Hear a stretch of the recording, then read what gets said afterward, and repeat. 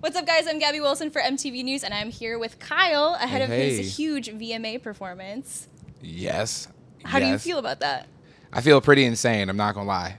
Because I found out rather recently. Yeah. And now that I'm sitting here, you know, like when you find something out like 4 days beforehand and then you just are there now. Right. And you can't believe now it. You're processing it. Yeah. I feel like P. Diddy or something. It's crazy. What was So your it's like- reaction when you first found out? Man, the first thing I did when I found out was look at the homie. The homie was sitting directly this way. And I was like, yo, the homie. I'm performing at the VMAs. This is nuts, right?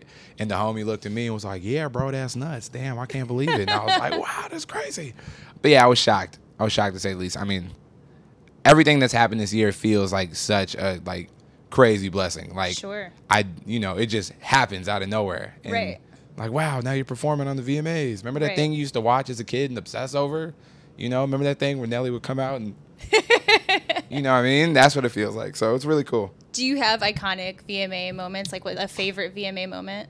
Yes, favorite VMA moment by far has to be when Chris Brown started flying.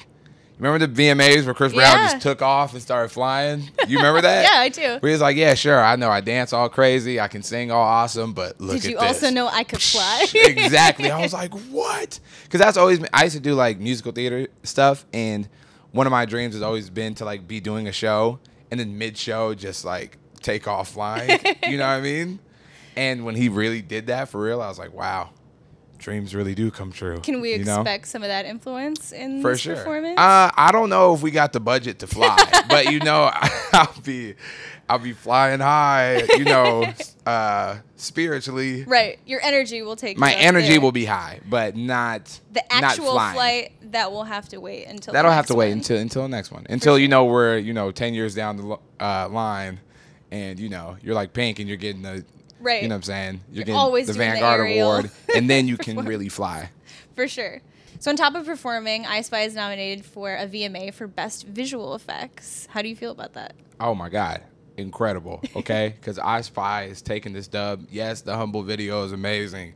Yes, Katy Perry's video is amazing. Yes, everybody in the categories video is awesome, but it's not even like it's like it's not even like best video of the year category. Just let me get this one. You feel me? If you could, like, you're gonna win something else. Come on, we all love the Humble video. It's gonna win. If you could just please let me just get this one. Right. I would be so forever grateful. Vote for iSpy, okay? Talk to me a little bit about creating that video. Where'd that concept come from? Yeah, so the dude that directed it, Colin Tilley, a good friend of mine, super awesome, talented video director, but I don't even need to say that because his track record is just like, you know what I mean, like Tom Brady's, just wins.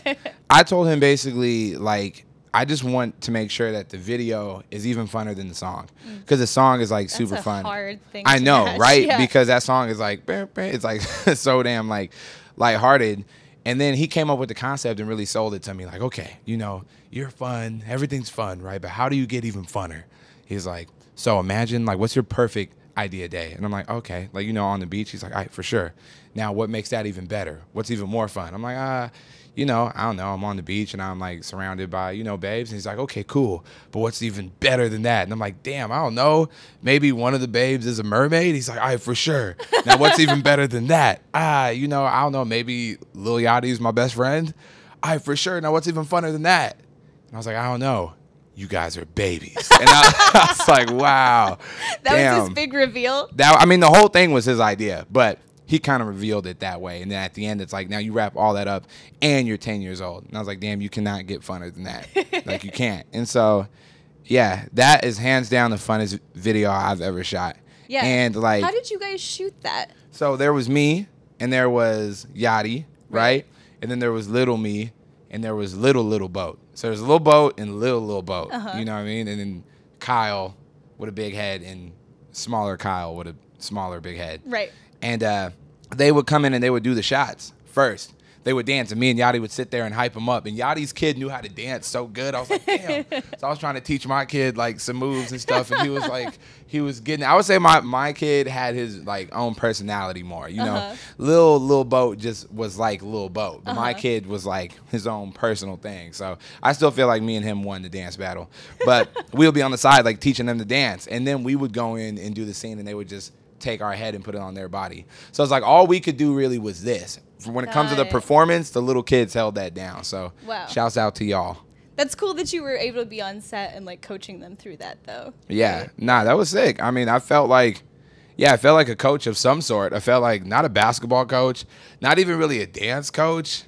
I felt like, just I don't know. A moral support coach. Like a moral support coach. Like, no, you're awesome. Come on, get it. Because he has to do his own moves. And he kept doing this thing with his hands where he just like fling them like this. And I was like, yeah, just go for it. Fling them. And I started doing it too, knowing I looked funny and to make him feel more comfortable. You feel me? Sure, yeah. Doing it. Open him up. Yeah, so shouts out to you, man. You held it down.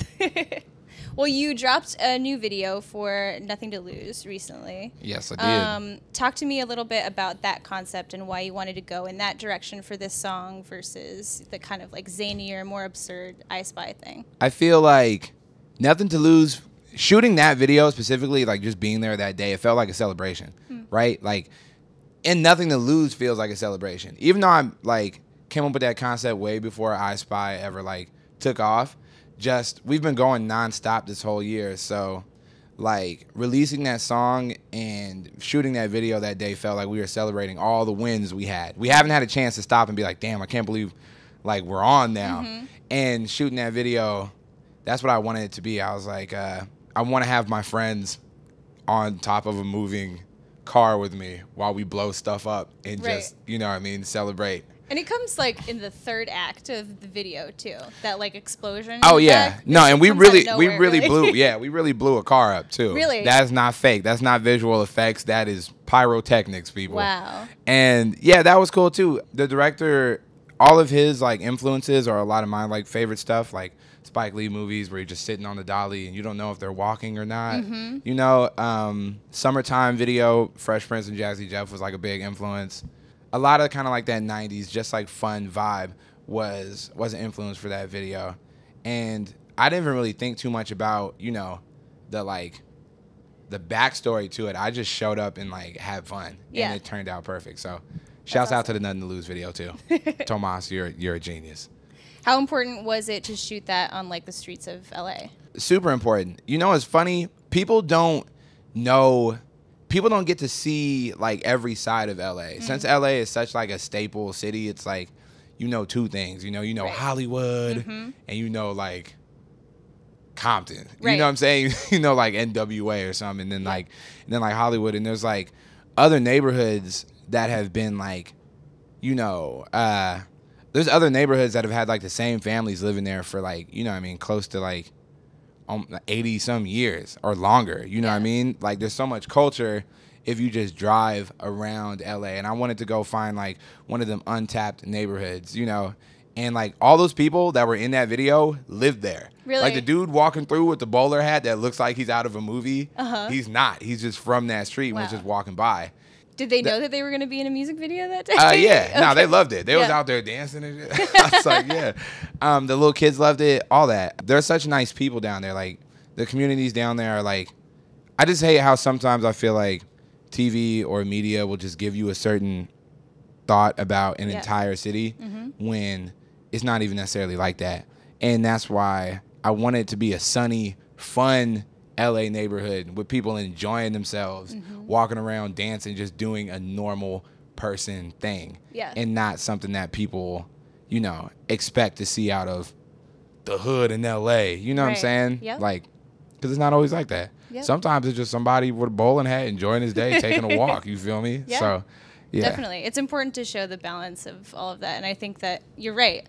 A lot of times media will dilute places to one thing or another. It's very like black or white. Yeah, and the thing is that's not what LA is like at all. And there's so many people that move to LA that become the LA staple that are not even from LA, so they don't even know. You know what I mean? I just feel like sometimes it's misrepresented. So, yeah.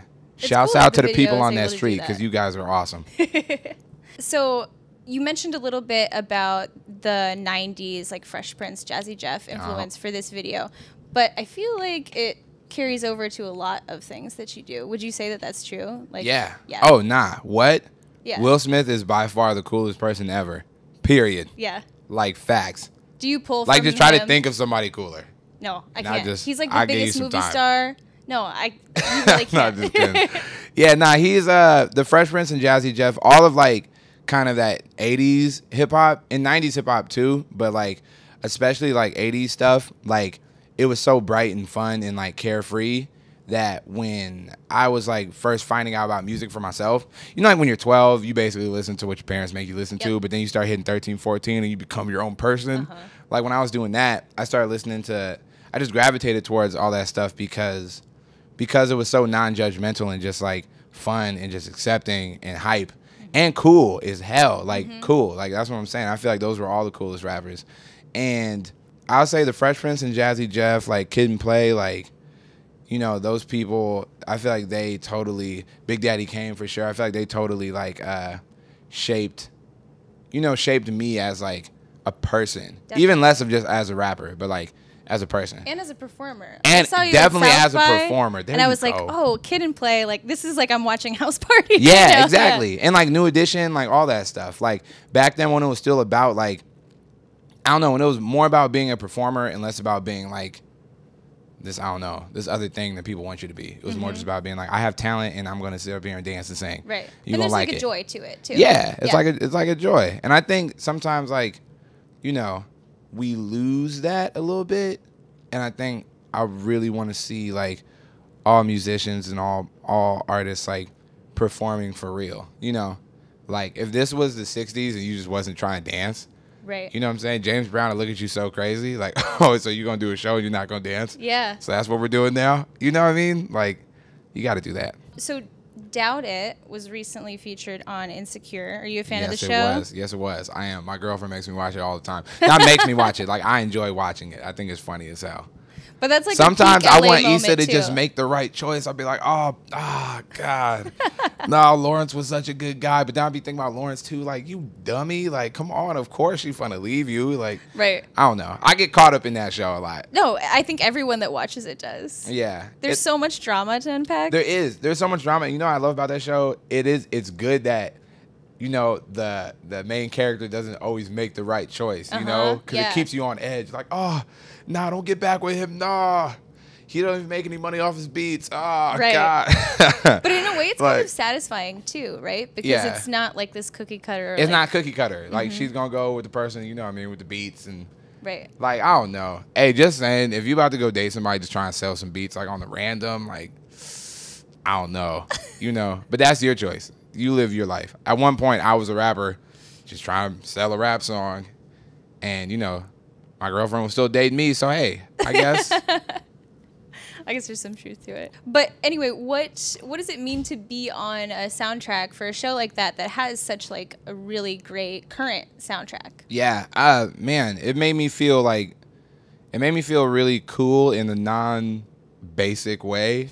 I mean, like, that is a show that I'm just a fan of. You feel me? Like, there's so many times you get opportunities to be a part of stuff that, you know, people are either fans of you or you don't necessarily know about. But and, you know, that really did surprise me. Like, we just watched it and it was on there. Really? Somebody forgot to tell me. And we just watched it and it was on there. And, yeah, like, I'm such a big fan of that show. For them to incorporate me in it made me feel like, wow, this is, you know, super sick. It's like when one of your favorite artists wants to work with you. Right. You know, when your favorite TV show puts your song in their show. It's unexplainable. You're just like, wow, this is amazing. Well, I feel like you've had so many moments like that this year. Being on the 2017 XXL freshman list. What was your reaction to finding out that you were part of that? I always tell people the story. I was in rehearsal, getting ready to go on tour, and Jason Davis called me. Shout out to Jason Davis. And then I picked up the phone. He was like, yo, we got the cover. And I was like, what? Slam the phone. I just say that for dramatic effect. I didn't really slam the phone. But I put the phone down in like a aggressive manner. And then I just ran out. I like ran out the rehearsal place, literally like ran around the block screaming and came back in and was like, I told Brick, even though he knew, because I obviously just left screaming, something good had happened.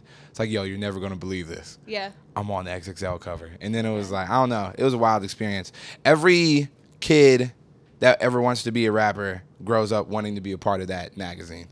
I found out so many of my favorite rappers from that magazine. So many of like my idols have been on that exact same cover. Right. So for me to get the like opportunity to be a part of that too is one of those other like dream come true, you know, bucket list Definitely checked off. So it was really cool. Were there any other freshmen that were on your cover that you hadn't met yet that you were like really excited to?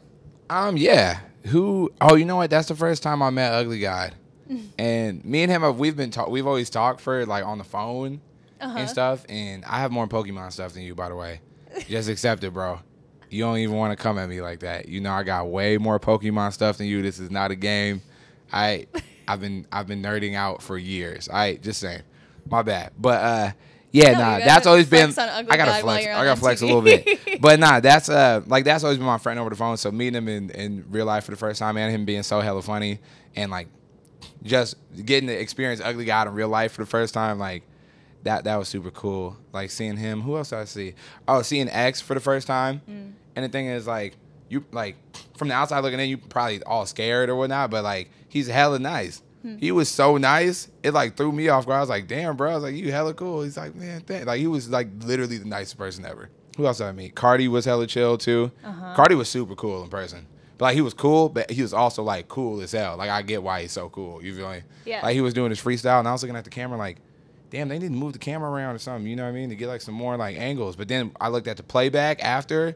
I was like, wow, that that shit looks like a movie. Like he didn't even move really, but it just looked so cool. Amazing. He was really nice too. Who else was?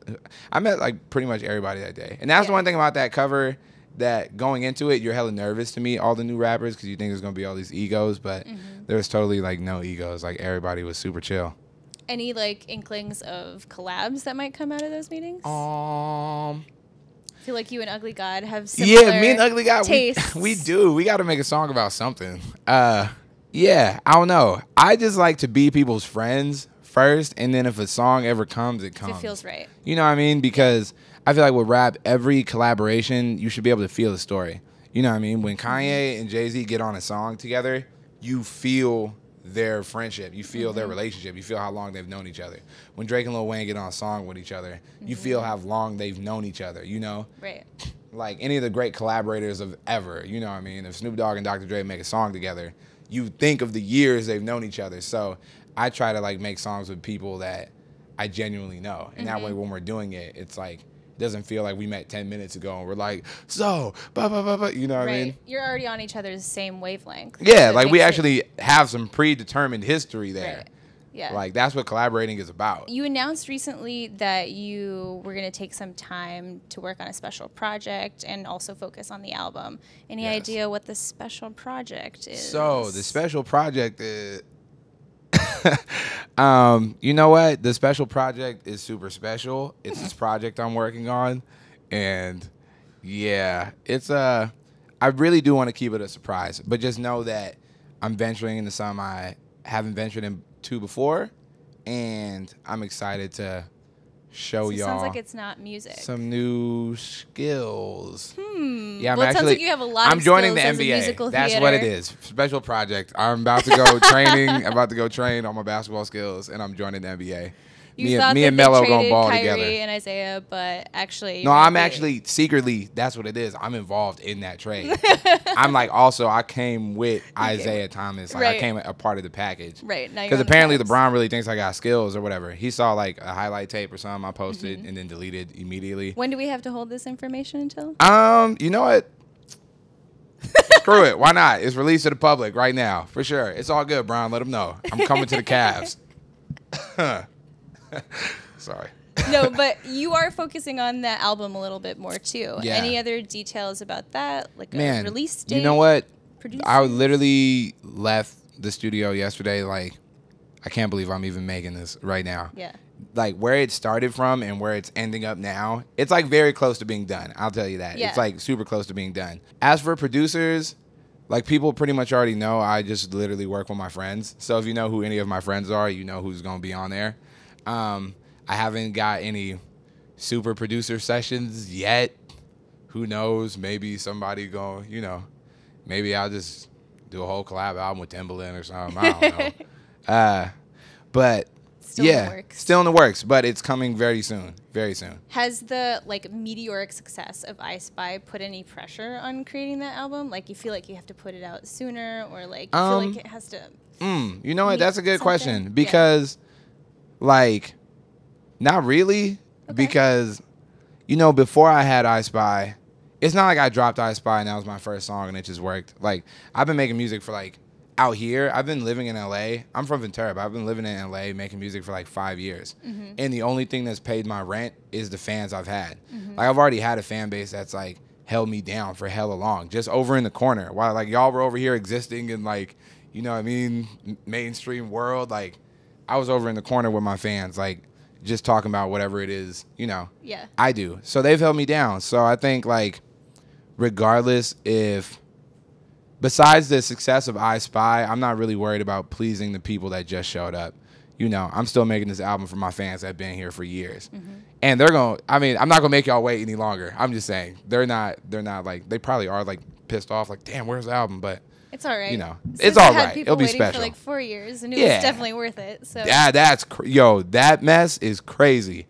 I like play that. I keep wanting to say bad word. I play that literally every single day. 20 something. Like if you put 20 something on, I'm dropping this microphone. Literally, and I'm gonna just sing it full out. Get in my feels. Like, don't play with me when that album. That thing is like literally like close to perfect. It is like perfect, but you never want to call something perfect. Right. But it's like, it is impeccable. And that's what I'm saying. That's what timing does. That's why you shouldn't. I mean, I get some people want to drop a song every 20 minutes or whatever, but it's like, how much thought are you putting into this? You know what I mean? Like, are you trying to make something that can last a lifetime? Are you trying to make something that can change somebody's lifetime? Right. Or are you just trying to, you know what I'm saying, get some plays on whatever you're dropping it on? You're trying to get some YouTube plays, you know? Like, I just try to like make sure I'm like making music with a purpose, and that's why I feel like it takes so long. Not so long. It's like a year and a half. You know. Yeah, I think there's definitely a balance to it. Exactly. There's a balance. You got to take time creating something that you know is going to change somebody's life. So that's what we're like 95% done with. Sick. Yeah. Sounds good. Cool. I'm so excited to see your performance, and you guys should all check it out too on the VMAs on Sunday, August 27th on MTV.